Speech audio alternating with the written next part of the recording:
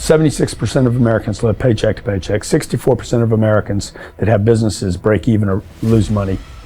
Most people don't have any money and have accepted the fact that they don't have any money. They don't have any leftover money.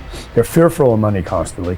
They overspend. They don't know how to produce money. They definitely don't know how to multiply it. The land of the brave and the home of the free, it's not even close to the truth. It's just important for people to understand that complaining has no value. And if you complain about not having enough money, work more. If you complain about not having work-life balance, spend more time on vacationing and your family. It's super simple. Let your actions dictate instead of sitting there and feeling like you're not in control. Poor people say, I can't afford it, I can't do that, I don't have time. It's an escape, you know what I mean? It's easy to say I can't afford it. Oh, I'm too tired. Oh, I can't go to the gym. You know, when you could go to the gym, but no, I can't. Truth is, I'm just too lazy to go to the gym. Money doesn't have value, right? And this is an important thing that most people don't immediately understand, is that money itself doesn't have value. Money is a vector for transmitting value. It's how you express value. But the value isn't in the money, it's in the product or service you bought with it. And it's in the labor you gave in order to acquire it in the first place. That's where the value comes from. There's nothing intrinsically valuable in the money. You shouldn't put money in a house, you should put money in your brand. You should put money in the marketing. You should promote yourself, not put money in where you and the kids live. Right. Why is that a mistake? Because it's dead money. I mean, it can't, a house can't make you money. A house does not make you money. The only reason people think a house makes them money is they're comparing it to, if I rent, that costs me money. But, you know, if you need to go to a hospital, you don't buy the hospital. You rent a bed to get out of there as fast as you can. If you go on a trip, you go to America and you want to go to Disneyland, you don't buy the hotel, you rent a room. And nobody thinks poorly of that. They're like, yeah, I'm gonna go there, use the place and get out. That's what you should be doing with your living.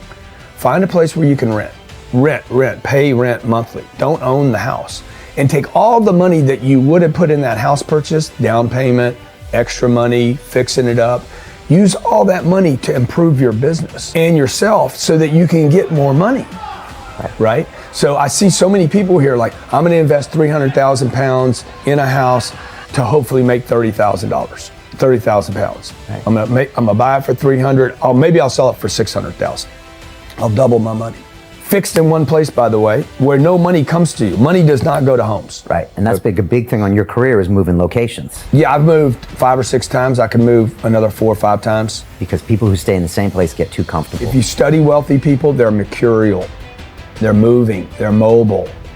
They're not talking, Warren Buffett and Bill Gates do not talk about the home they live in. They talk about the places they're going to. They go meet money, they go meet wealth, they go meet connections. People are stunningly accepting of anything if they actually believe that's the purest form of it. I think I'd be less acceptable if I hedged. I really do. People will accept you. People accept everything. Just be you. Be you, and clearly people like react. When you're trying to fake something and you've got bad intent, well then that's visceral and we hate. But I actually think we don't give love to the person that actually knows they have it and they're trying to fake it to conform. Hence why I won't adjust to this market all the way, because I don't think I'll be respected. I know what my intent is, so why would I be scared? I want to build the biggest building in town. That's who I am. And you know how I want to do that? By building the biggest building in town. And a lot of people want to build the biggest building in town, and you know how they want to do it? By tearing everybody else's building down. Poverty is passed on. It's taught in your families. And middle class is taught in families. And so the people right now who are sitting at home, who are struggling financially or worried about money or unhappy, they may be making a lot of money, but unhappy with what they're doing, it was probably taught to you. You know, your super ego was taught, get a job, work hard, or you'll never be rich, or the rich are evil, or whatever. And until you change your mindset, Correct. Money won't help you, right? Correct. And we see that with people that win the lottery, people that make more money, they still have the same problem. Right. Because they have that poor man's soul. Right. If you're poor, you'll always be poor. That's really hard for people to Yeah, understand. the money will disappear that fast. Just like most pro athletes, they make millions of dollars, and but 65% are bankrupt 5 years later. It's because they come from poor families. Now you tell them that, they get very angry at you. It's not, it's the rich fault. It's you guys ripped me off and government ripped me off. But unfortunately, what Mr. Lipton was saying, it's passed down genetically. That's the frightening thing. And it's interesting when you commit to something, little gifts just start automatically showing up. It's a phenomenal thing. It's happened my whole career. When I fully commit, somebody will bring me something. Okay. And then keep your eyes open. And by the way, the package may come wrapped in a package you weren't thinking about. Hard work. Or like a voice, or like a person, or maybe from a different direction than you thought, or an offering where you're like, you read something about this and that's not the thing. Like all throughout my career, it's come in weird kind of ways. If you ask for help and somebody shows up at the door, maybe invite them in. Okay. Regardless of what the packaging is or what you've heard about it or whatever. That's really been beneficial to me. Okay. How old are you? 44. I'm 40. Do you know how young we feel? When you were 26, did you ever think that this is what 44 felt like? No. You thought that was finished? Yeah. How old are you? Like, you think a 40-year-old, like, when I was 25 years old, I thought a 40-year-old was finished. I don't even feel like I'm starting. Right? Yeah, but when I was 26, I was in a rush. I understand. And all of those guys and girls on the streets last night, when you say that to them, like their face kind of goes blank, because all the stuff they watch, MTV, music is this, it's all about the bling now, and the this now, and the this now. And MTV's tamed. You start following people on Instagram, and it's a disaster. They're all pushing it's all about champagne and private planes, and you can get it too, and just sign up for my course, and everybody's falling for it. So I'm coming out, and first of all, I want to be historically correct. Nobody in 100 years is going to watch that video and say that I was full of crap. I like that, right? Number two, I want my legend to grow. I'm always fascinated by politicians and world figures. Like Winston Churchill, his brain continues to grow, right? I want that. When I'm dead, I want to be in the ground at peace knowing my legend's growing. I want that.